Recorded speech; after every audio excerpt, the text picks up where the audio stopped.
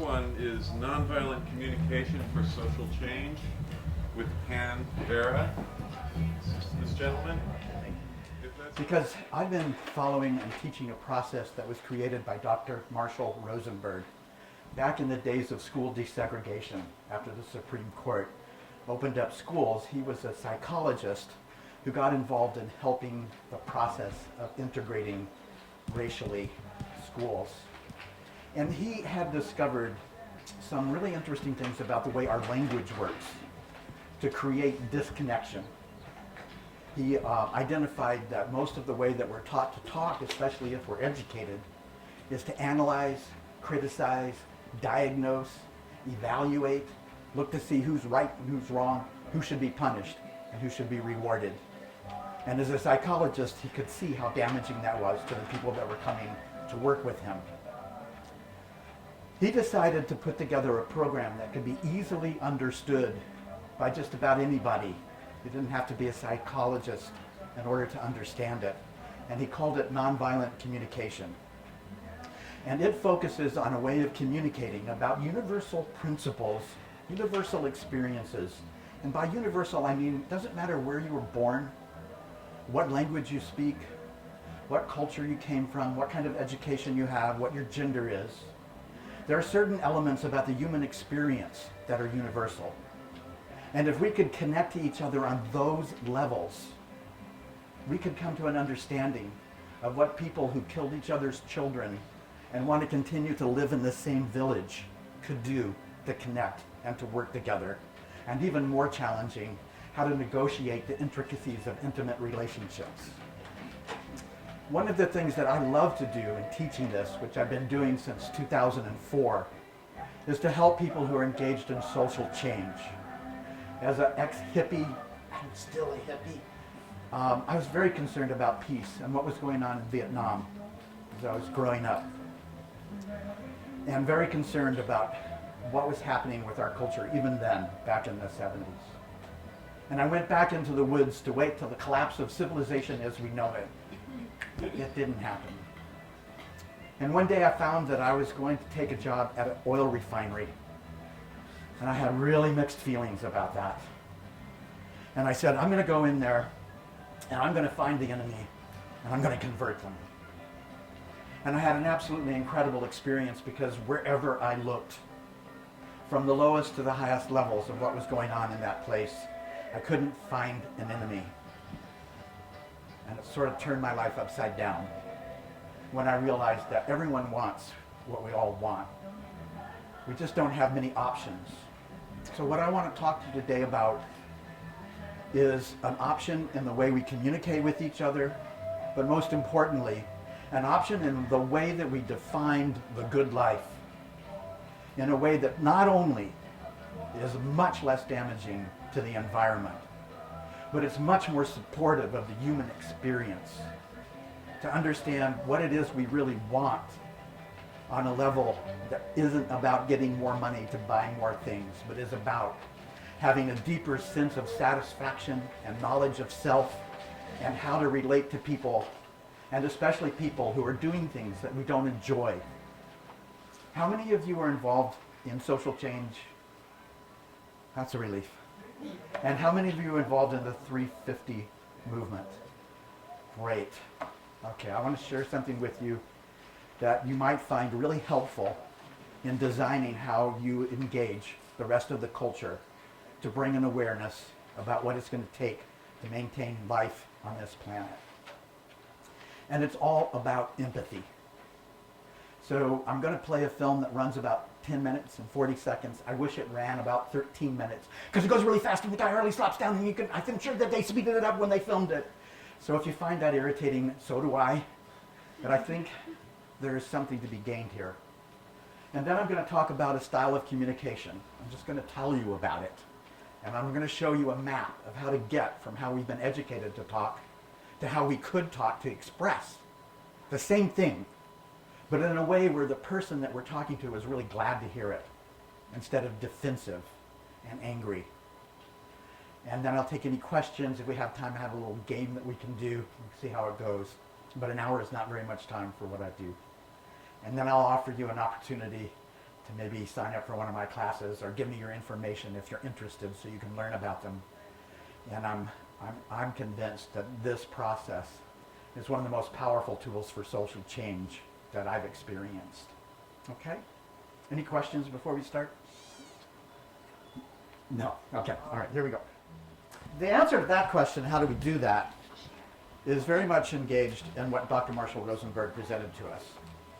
And the way that, I'm just going to tell you the 4 steps. We're not going to go into them too much now.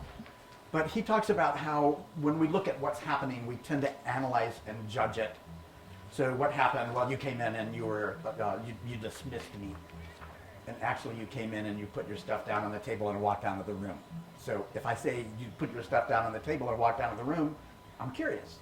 But if I say you dismissed me, then I'm automatically feeling frustrated and angry with you because you don't care about me, and I make up all this story to go along with this analysis. You have a different religion, therefore you must hate my religion, and therefore I need to kill you. It goes on and on. But if we just notice what happens, then we don't have those kinds of dangerous thoughts. The next thing we talk about, did everybody get one? No, Okay. double printed. The next thing that he talks about is how to identify the wisdom in our body, also known as emotions. And the reason that he thinks emotions are important is because everyone has the same emotions no matter where you are, what culture you grew up in.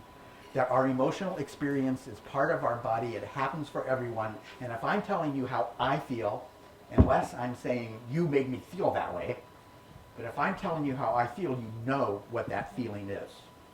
If I tell you how my philosophy is greater than your philosophy, then there's no connection. But if we talk about our emotions, we can connect.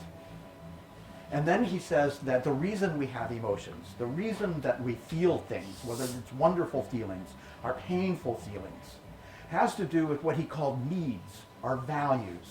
So things like belonging, compassion, love, efficiency, autonomy. And that if we talk about those things together with each other, everyone has the same values and needs on that level. So we can engage with each other on a level that we all agree on. And then we get to the part where we have our disagreements. Our disagreements are based on our strategies, like a strategy of experiencing the good life. Do we do that by manufacturing more and more and consuming more and more and taking more and more stuff to the dump?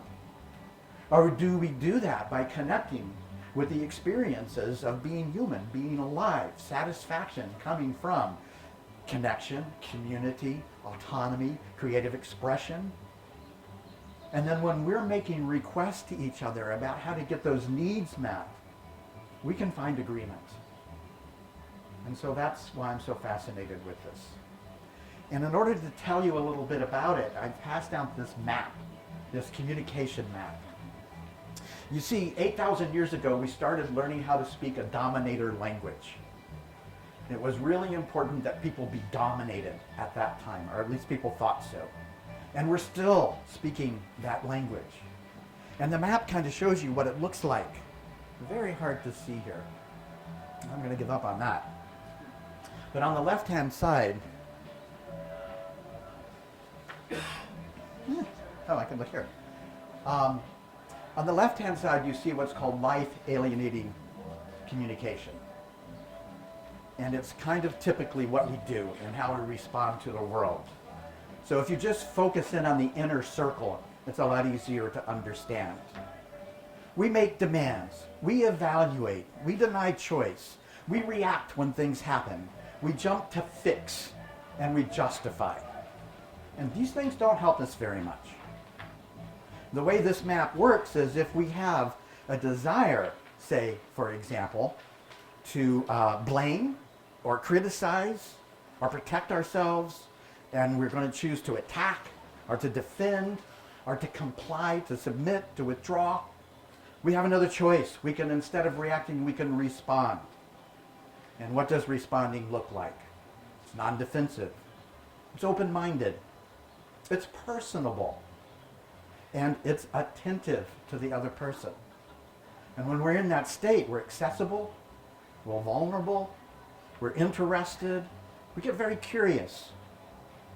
We're open to intimacy. We're flexible. We're considerate. And we're very conscientious.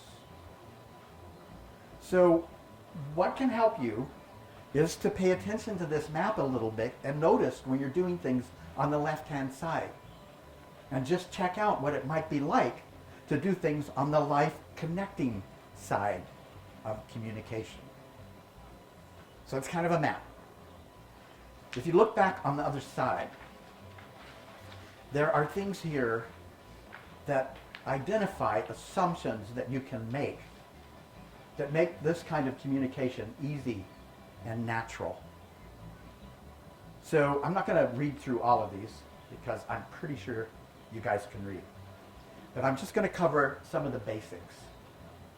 The main basic is that no matter what anybody is ever doing, no matter how tragic the consequences of what it is they're doing, the motivation for doing what they're doing is to fulfill a need or value. And when we can think of it that way, then the enemy images of people who are doing things that we don't enjoy can tend to relax a bit. And this doesn't mean that we say, okay, well, it's all right for you to send Tarzans to Vermont, no problem. But we understand what they're trying to accomplish, and we can engage with them. Maybe it would be better if you put your money into solar energy. But not as the enemy, but as co-conspirators of creating a good life here on the planet. So in the social change movement built around nonviolent communication, we've discovered some things that really help create a sense of connection with the people that we would like to see changes taking place in. So suppose that we're interested in changing education, or interested in changing manufacturing, or interested in changing the political system, or we're interested in changing any aspect of institutional life. It's very difficult to say, okay, we're going to mount a battle and we're going to get rid of, doesn't work. We tried it, it hasn't worked. But what we do is we can go into these communities and we can find people that we create connection with. And we can have relationship with them. And we can share with them our ideas which they are open to because we're talking about feelings and needs instead of what's wrong with them and how they're destroying everything and how they should go die somewhere so that we can all breathe. No. Instead, we're talking about human experiences that they have and that they share. And then they tell us about people in that institution that might be interested in what we're talking about. So we go and we make relationships with them. And then maybe we find a third person and a fourth person. And little by little, we introduce a new way of empathic connection into an institution until suddenly there's a groundswell of interest in what we're talking about and what we're doing. So it's not by finding enemies and destroying them, but it's by recognizing that even people who are doing the things that we hate the most, they're trying to make life better for themselves and for other people. And when we engage with them on that level, we can communicate, we can connect, and we can slowly negotiate change rather than radically destroying everything and then waiting a real long time to replace it. Not that replacement's a bad idea, but that if we take the world the way it is and empathically and compassionately communicate with other people in it, that our chances of seeing the kind of life that we really enjoy are enhanced dramatically. Okay, so I can only talk like this for so many minutes and then I get tired of hearing my voice. I'm wondering if anything about the film or that I've said so far or the handout in your hand is producing a question or a curiosity. First you and then you. I think a lot of us who are involved in activism here do a lot with organizing direct actions Yeah. and demonstrations like that. And I was just wondering if you could give an example or discuss how nonviolent communication could be best put into use in those kinds of situations. Yeah, I also teach direct action as part of this process. I'm involved in the Vermont Yankee group down in Norwich and in that area there. And there are some people who feel the thing to do is to go to NCR meetings and criticize and belittle and irritate people from Vermont Yankee and people from the nuclear regulatory issue. And it has not really created much change at all. So instead, we can actually engage with the people who are doing what they're doing and talk about what the consequences are and offer options and opportunities. And that's a tough road to hoe.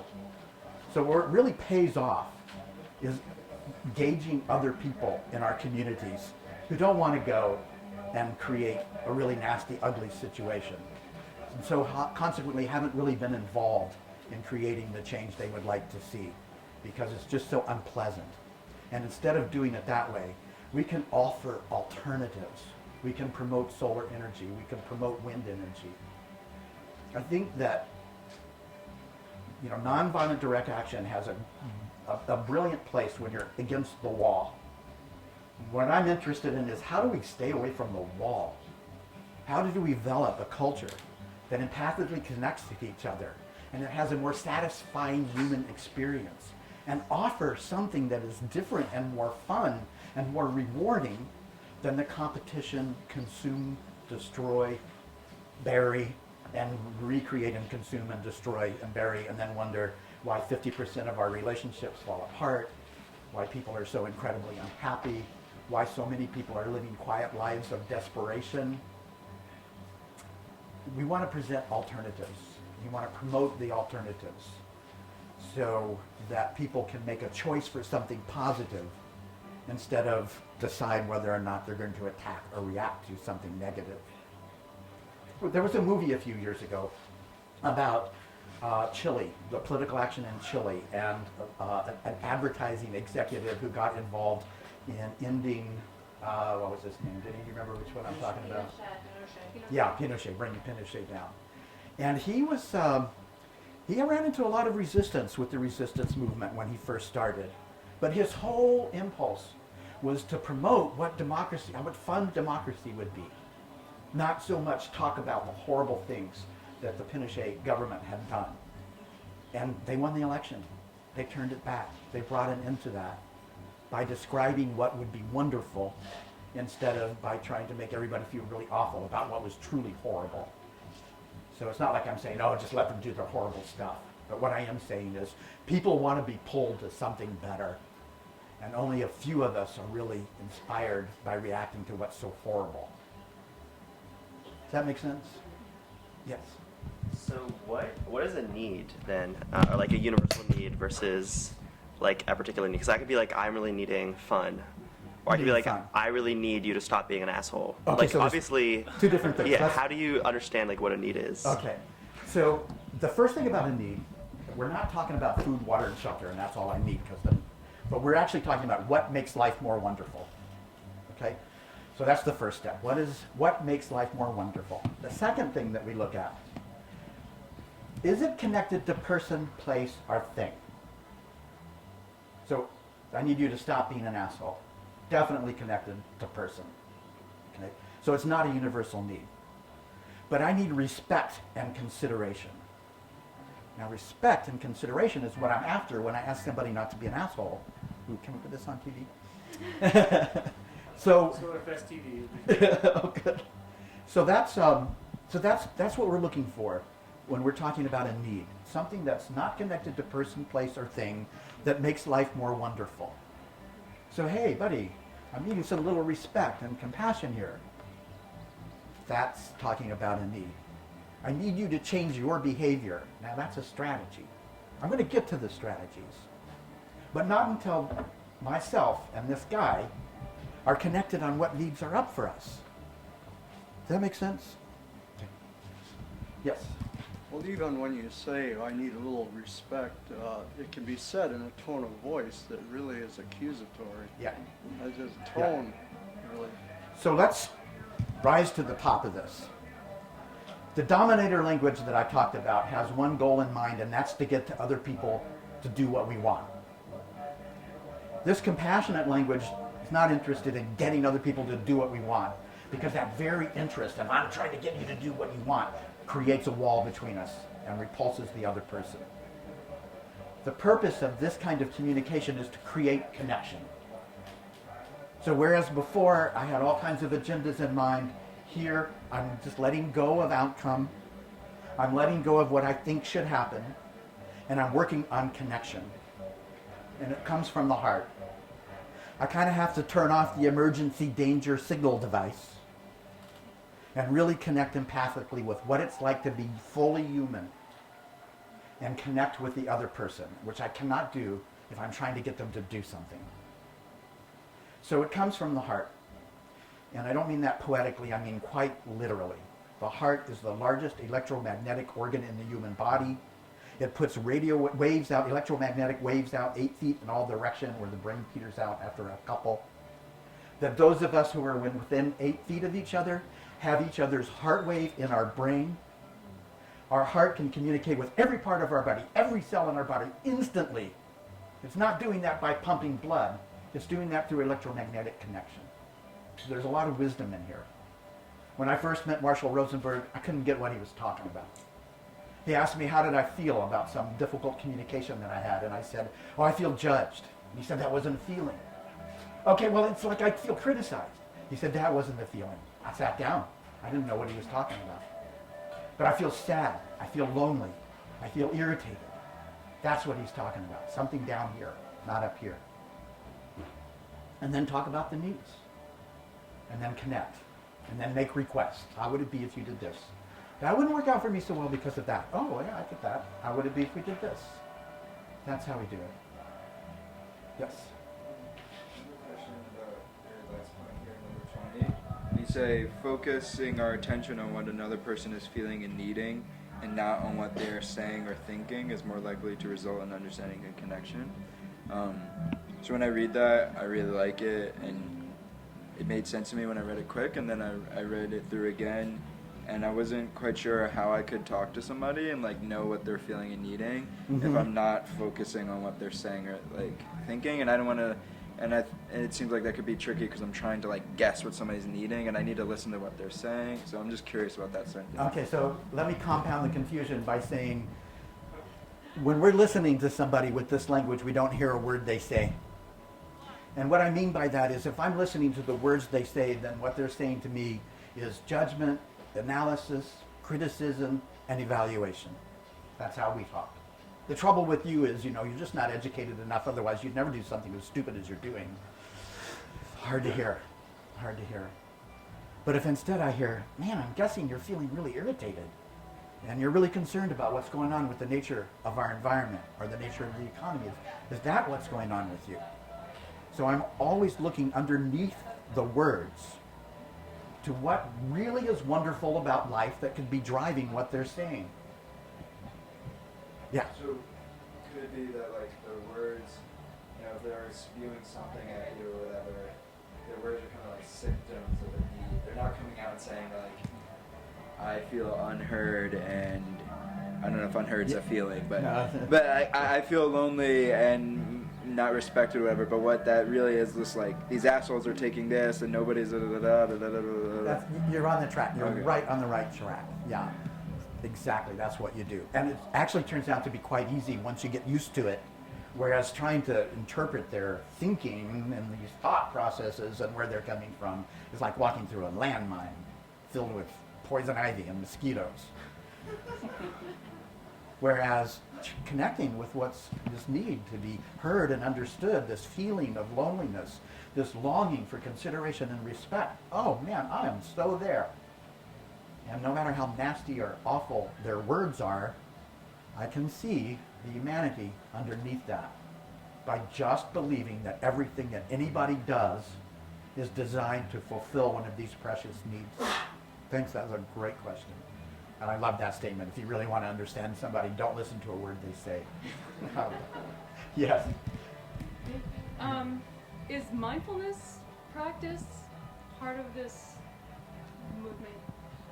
I'm studying about mirror neurons Yeah. and the neuroscience behind mindfulness, and they're all connected.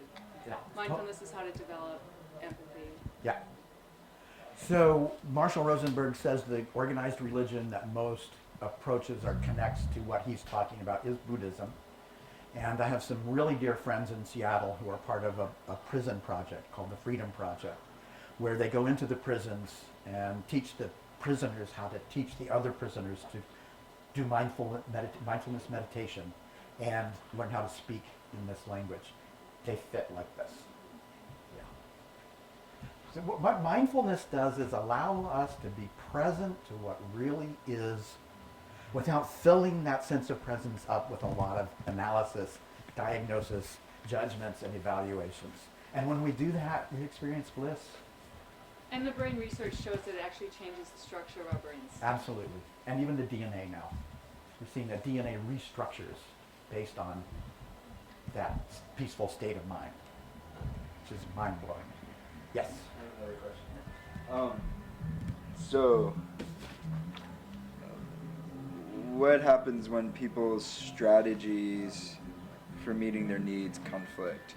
It's like we hear each other's needs, but it's like my strategy still is to like use your cups or something, and the other person's like, don't use my, like, what do you do with that? Okay. So, trying to think of a specific example, because it really helps, but I'll tell you this story. It's not directly related to social change, but there was a couple that had been fighting for 40 years because the husband would not allow the wife to have the checkbook. And they had had endless arguments about that. And instead of arguing about that, Marshall got them to talk about what it meant. What woman wanted to have knowledge about what was happening financially. She wanted to have some freedom and independence. She wanted to know what was going on. And the husband had been stuck on the fact that once she made a mistake in calculating the balance, and so therefore he decided she was financially irresponsible. And so they talked. Once they got connected on, I have a need for safety, I have a need for knowing, in 20 minutes they found a strategy that would meet both of those needs. And what most of us spend our time doing is arguing about strategies without ever really understanding what the needs are. As an information technology person, I saw companies spend literally millions of dollars creating a program that once it got done, it didn't do anything for them at all because they never understood what the needs were for the customers of that product. So we try to get connected on what the needs are, and then we find strategies that meet all the needs, or as many of the needs on the table as possible. Whereas conflict comes about because I got my strategy, you got your strategy, I'm right, you're wrong, and we're just butting heads to each other. And then maybe one person gets tired of the argument and gives in, say, follow the other strategy, and it doesn't help anything. Strategy is not a good way to go in the beginning, though they're great after you know what the needs are. So we say there's never a conflict on needs, just on strategies. So like in couples, a lot of couples come to me. And a frequent story is, I want more intimacy. I want more freedom. We're in conflict on the level of needs. Intimacy and freedom are needs. So I say to the person who says they want more freedom, well, do you like it when you snuggle up, and you're really close to each other? Do you like that? Yeah, I really like that. Well, that's intimacy. And do you like it when you can decide what you want to do, when you want to do it, where you want to go, who you want to hang out with? Yeah, I really want that. So they both have the same needs. Their conflict was on the level of strategy. When are we going to spend time together? When are we going to spend time apart? And once they get clear on that, no problem. Yes? In terms of like scaling it up for bigger work, like stopping fracking. Yeah. Chesapeake Energy and I, or people who love water, Mhm. have different needs. Mhm. So Yeah. how do you would scale it up? Okay, so let me tell you a story in order to identify that. Dr. Rosenberg wanted to talk to George W. Bush, and he sent a letter, never heard anything. So what he did instead was talk to his friends, he had many friends, and said, does anybody know anybody close to George W. Bush? And somebody knew somebody who had a cousin who was in the administration. Marshall went and talked to that person. And as he was talking to that person, he got really triggered.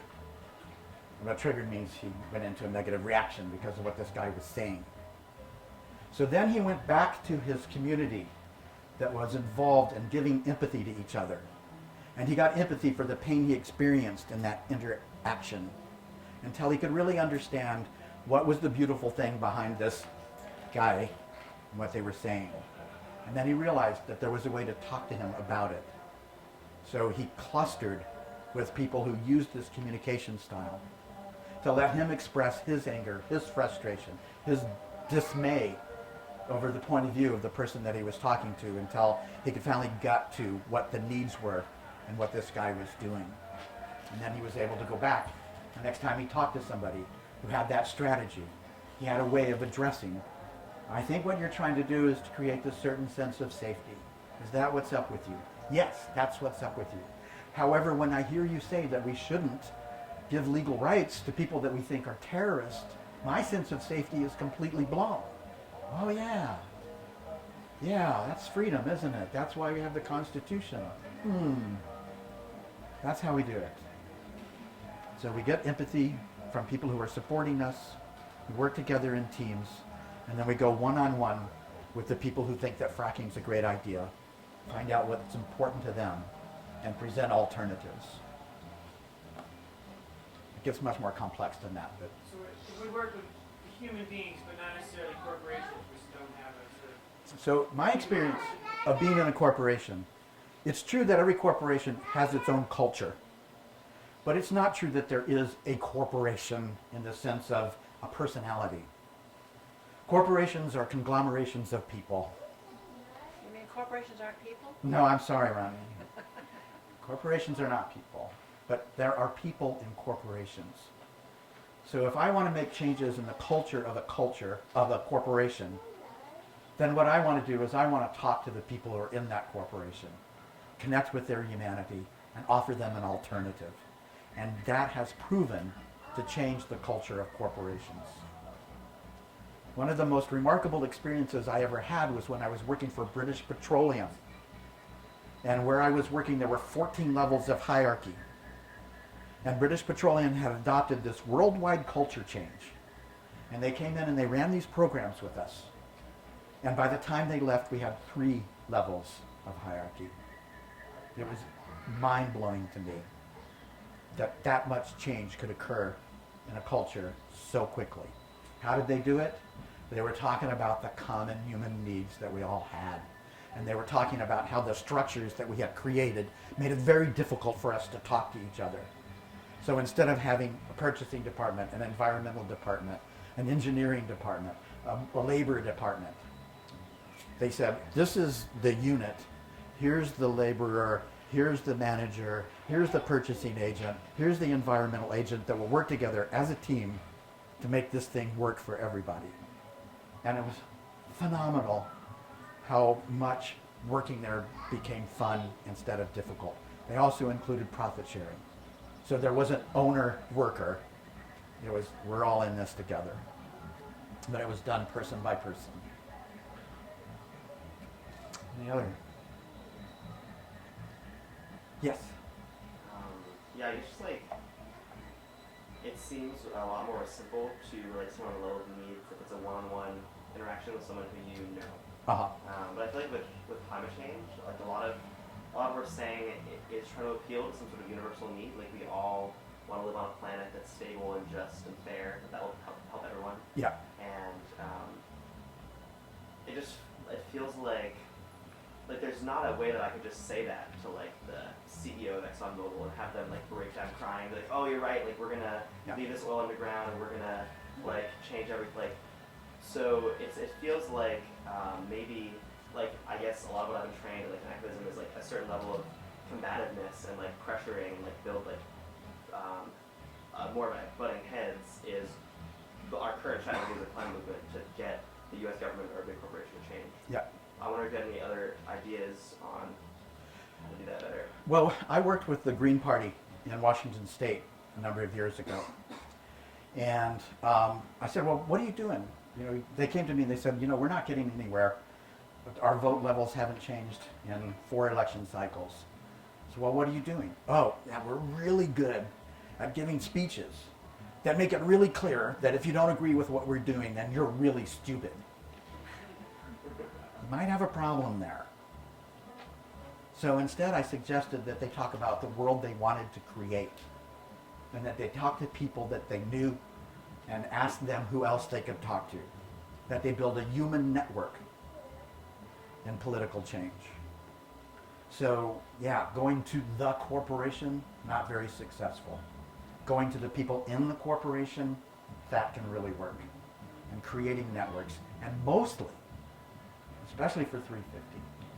It's defining a way of living that sounds wonderful because it is, because it really meets human needs, but without enormous consumption and waste, and with a lot of respect and consideration for each other, person by person. Yes. Oh, wait, I'm sorry. There was a person behind you who had their hand up. Yeah, I was at a session about slow democracy yesterday, and they were talking about also these kind of strategies. I'm sorry, I missed, what kind of democracy? It was slow democracy. Slow democracy, okay. They were talking about, like, there was this example of a town that was pretty divided, rich and poor, and they were trying to redistrict the town Mm-hmm. for schools, which was pretty politically unfeasible. And one of the things that they did was get people to buy into having these conversations like this. But she also acknowledged that, like, sometimes there are actually power structures that need to be taken down so that these conversations can even be had. Yeah. Like, you know, a woman is not going to have a nonviolent communication with her rapist. You know, there would need to be some kind of separation because there is real, truly, like some anguish. And I think, like, how do we talk about that? Like, I feel like this is really easy and would be really helpful to build a movement. But Yeah. I'm not necessarily sure that I'm going to be able to convince what I potentially consider sociopaths on Wall Street. Yeah, yeah. So I'm going to start by pointing out that there have been places where rapists and rapees came together and found love and compassion for each other, and murderers and killers, and it's in South Africa. And When- here too. Huh? And here too. And here too, yeah. Definitely. So there's this enormously successful process called restorative justice going on. And the concept of restorative justice is you bring the people together and you don't let them apologize to each other. That's too easy. But you ask them to explain why they did what they did from the level of needs. What needs were they trying to meet? And when they could see into each other's, and then what needs of yours were not met when you were raped. And the person couldn't hide behind their mask, and they had to connect with the consequences, the human consequences of their actions. And it was really stunning and unexpected how often those two people became lifelong friends after this process. Because they didn't sit together and judge and analyze and criticize each other. They actually were able to find some level of understanding and forgiveness moving forward by connecting. And they avoided what would have probably been one of the worst civil wars that happened on the planet, based on the amount of trauma that had gone up to that point. Slow democracy said something else up to that, which I thought was very important, but I can't remember. But sometimes there are, like, legitimate power structures. Yeah, that need power to be structures, right. Taken down, you know.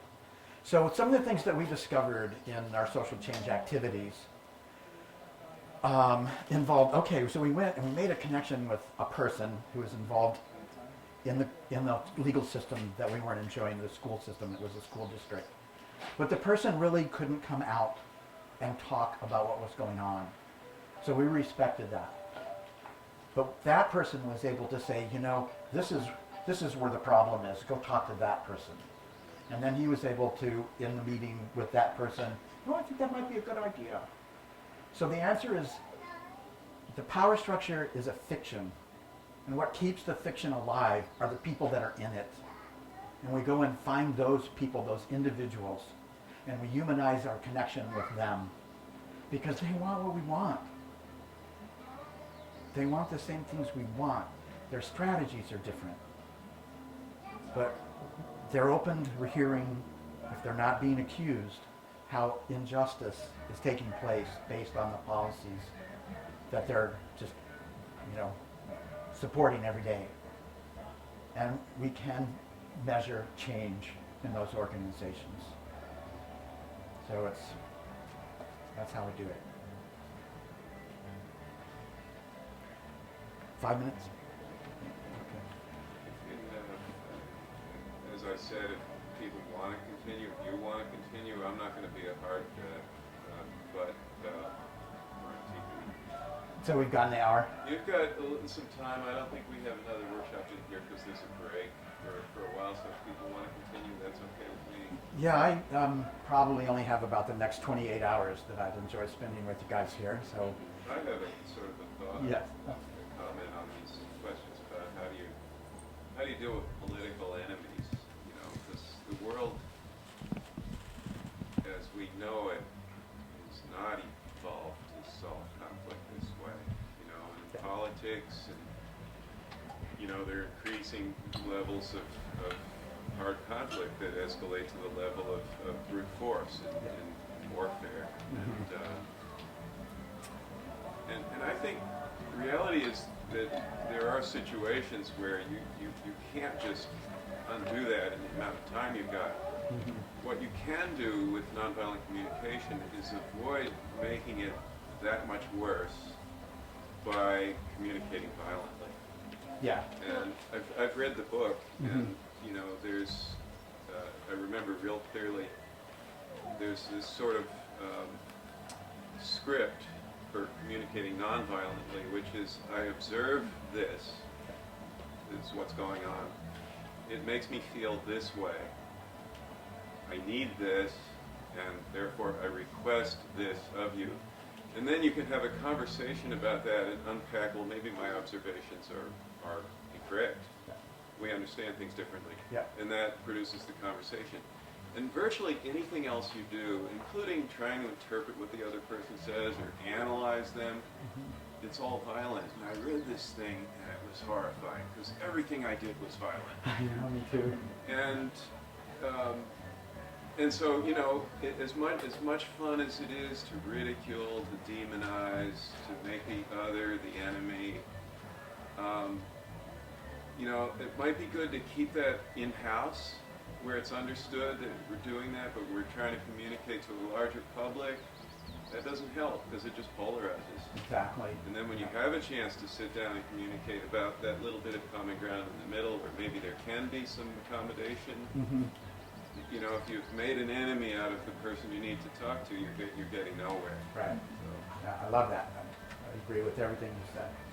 So when you said political enemies, we didn't really mean political enemies, but we might formally have considered political enemies.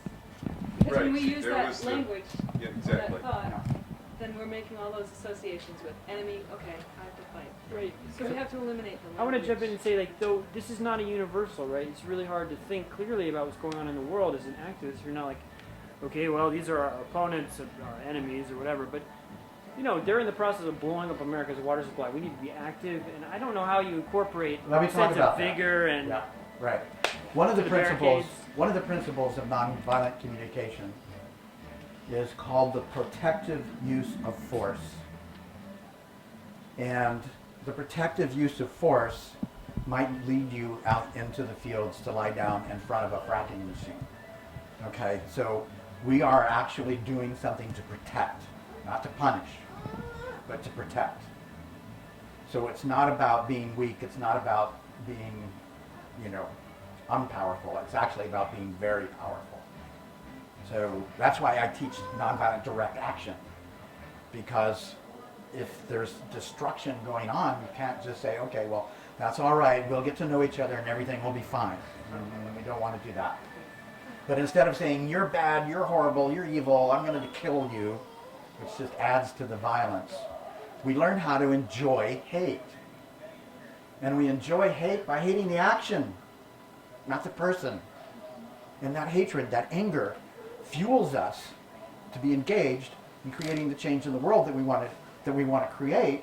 And it doesn't destroy us because we're not burned up with hatred of other people. We separate those two out. Two hands, fire. Okay, this time. I guess just what you just said kind of really struck home with me, because oftentimes in activism we've pegged it to a person who we oppose. Yeah. And the person changes, but the action is still happening, but you put so much of your energy into that person that it's almost like you lose momentum when the people change, but the thing that's happening is still going on. Yeah. Yeah. So instead, we put energy into the person to create a relationship with them, which sometimes we never get that relationship, but we get to somebody who gets to somebody who knows that person, and the influence of our thinking travels through this community to that person. So that's a people by people sort of change. But our focus on what it is that we want to change is on the actions and not on the people who are doing it. And it just works better.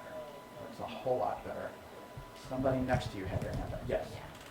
I guess I feel like an interesting example of like connecting language that's come out of social movements, or like a protective language, was like, as much as it was super problematic, like "we are the 99% was a super solidaristic language, and it wasn't like "fuck the 1%," you know, which it could have been a very combative, but it was very much like, this is the movement we want to build around this sense of justice and this sense of mutual aid. And I just thought that was like an interesting example.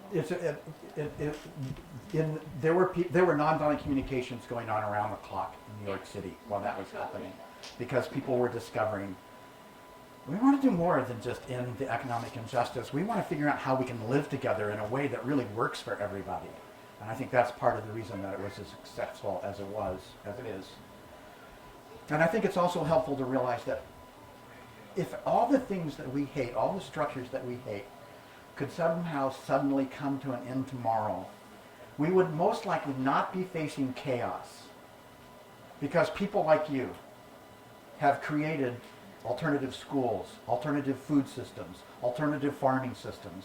They're just doing it. There's a great book called Cultural Creatives that uncovers this vast, unconnected network of people who are simply creating a more sustainable and satisfying way of living.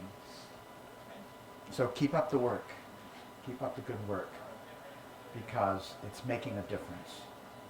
And when I consider what the plight of women was when I was 19 years old, and what the experience of women is now, I believe in social change.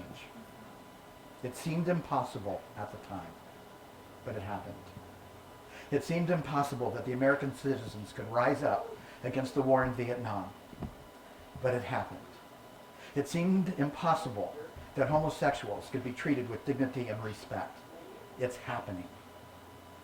So one of the things you can use this language for is to come together after you've created an action and de-stress and refocus, experience compassion and understanding. Have those jackal conversations about how screwed up everything is together among yourselves, and say, oh, you know what? What we really are talking about is greater need-fulfilling activity. It's not like we get rid of the old way of speaking. We learn how to map it from where it's not working to what can work. Let's see, you got here and here. Okay, why don't you go first? I'm just reminded of what Dr. Alan Betts said yesterday after his talk. A few people were talking together, and he was encouraging people. Well, he thinks we need to embrace Gaia. Yeah. And I would challenge, I'm not crazy about the hate language. I think our strength is going to, and our future is going to come from embracing Gaia. Yeah, I agree.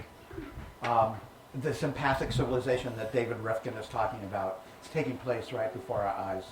More and more people are identifying globally and in connection with the whole planet. We have greater levels of veganism and vegetarianism than ever before. There is a consciousness of we are one that is growing stronger and stronger every day. And it doesn't mean we have to give up our religious and cultural ties. No, it's not exclusive, it's inclusive. We're all connected. We're all one. Anything that we do to one, we do to the other. We just have been trained and educated to believe that that's poppycock. But we know it's not. More and more of us are living from that place every day. Even though I was once one of the meanest, nastiest managers on the planet, I can now really passionately communicate with people, and change is possible. Over here. I'm still turning over this whole like corporations, power structure kind of thing in my mind, and what I heard you say a lot was to go to the people and to change the culture of the corporation. And I'm curious about, I think it's true that like the political structures, the corporate structures and everything, they're just made up of people, and they stay the way they stay from the result of like innumerable human interactions that create a status quo or take away from that. At the same time, though, I think that socially created reality takes on like a quasi-objective reality. And so some of these macro level structures, these corporations, I mean international politics, I think that like the way they're arranged right now is fundamentally opposed to some of our like basic human needs. And so when I hear you talk about like talking to the people and things like that, that sounds workable like on this micro level, but I think that at that level of like objective social reality, this macro level, like international politics seems to be just like directly opposed to life connecting communication. Like I'm sure the people who are the diplomats like have those needs, but like the entities they represent, which have a life of their own, are opposed to that. Like BP or whatever these like oil companies, I'm sure the people there like have like all these great needs, but like the way the company exists as such, and to me like its founding like principles is based upon like exploitation. And so I'm just curious, like how do we bring this kind of model to like the level of like changing policy or like in government and things like that, when the structure of the government itself is opposed to these things? Yeah. Let me tell you this story. Quite a number of years ago, a woman who worked at Microsoft came to a lecture by Marshall Rosenberg. And she was very impressed with the principles that he was espousing. Non-domination, getting rid of have-tos, paying attention to what's alive and all of the people that are involved in something.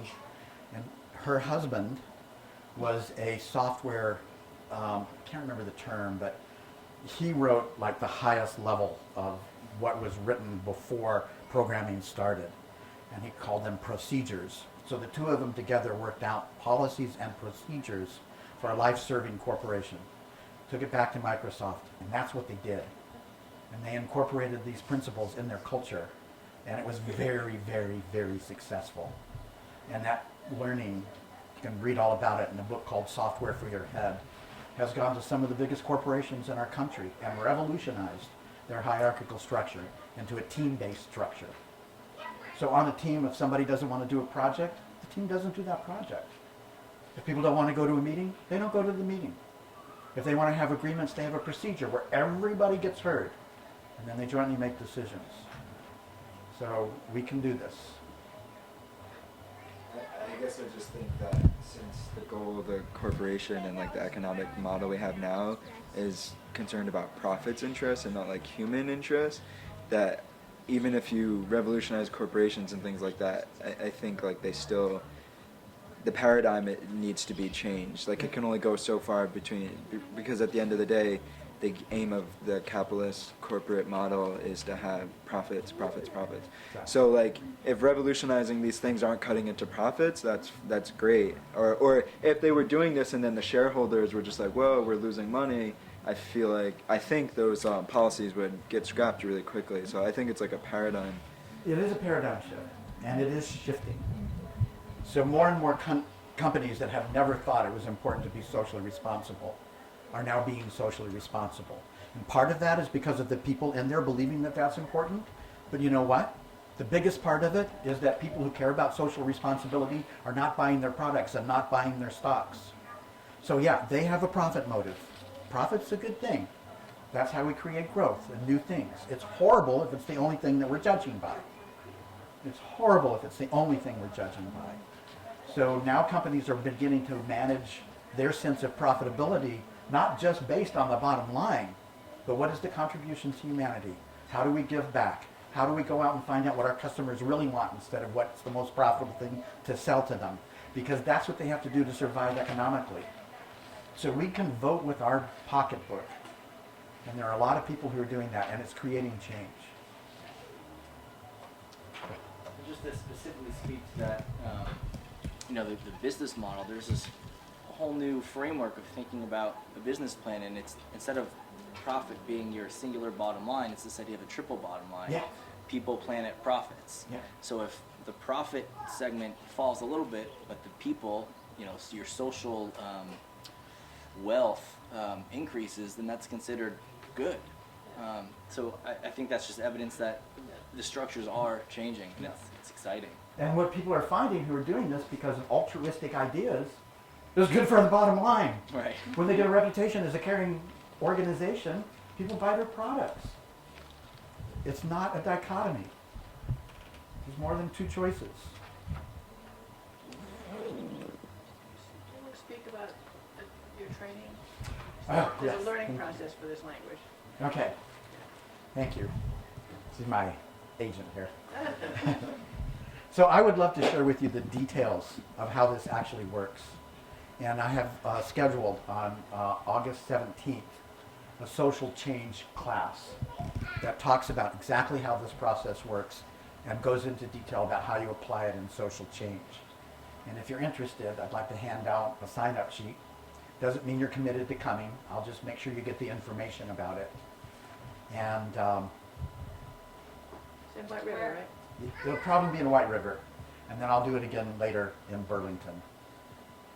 I have a training in Burlington in September on work, using this at work in the corporation. It kind of fits into what you're doing to create changes in those structures.